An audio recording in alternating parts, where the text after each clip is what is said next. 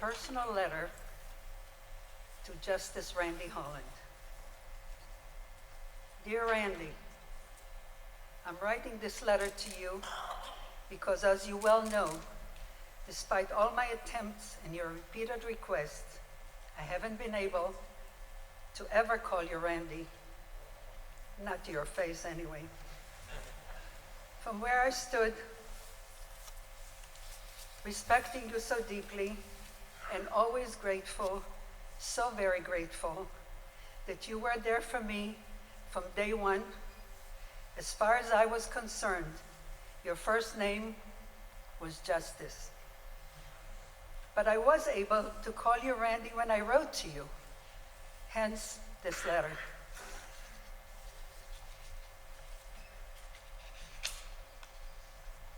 "31 years ago, almost to the day, I received the first ever telephone call from you.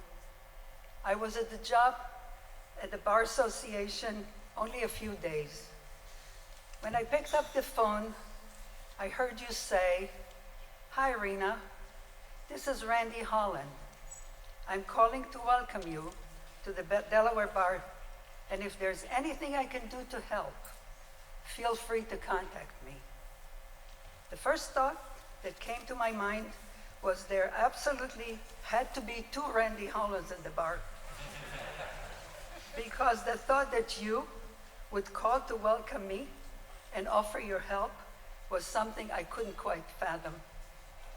So, after our conversation, I quickly checked the 1991, that was the year, legal directory, only to find out that you, the person that just phoned me, was indeed the only Randy Holland in the bar.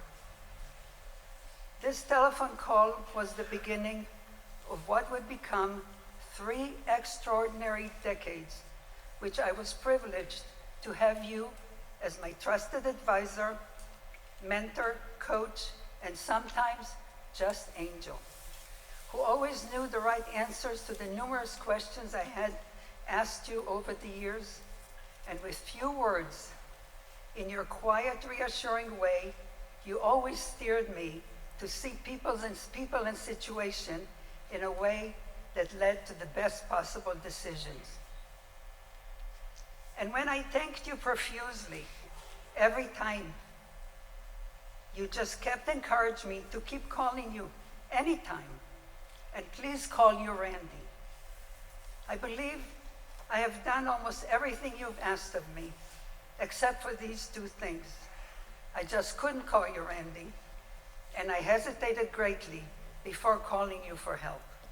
But call you I did quite a few times in 31 years. I remember the questions I would ask you. Most of them revolved around navigating human interactions. You showed me ways I have never known before of how I can handle even the most aggressive people, your way, the Randy Holland way, with grace, consideration, and compassion. I especially remember one particular dilemma I faced some 20 years ago when someone had asked me to write a chapter in a memorial book for a person I have known since we were kids and who had died prematurely. I told you I didn't want this assignment, and I struggled with it as I didn't like that person, and I couldn't think of anything good to say about him. What shall I do, I asked you. Shall I write the truth as I see it? Or shall I lie and say nice things just I don't mean? You do neither, he said to me. There is some good in most people. Find the good and just write that. The only good I could find in him was when he was a little boy. I said to you, and you replied, then write what he was like as a little boy. I did. The book was published and his family was delighted.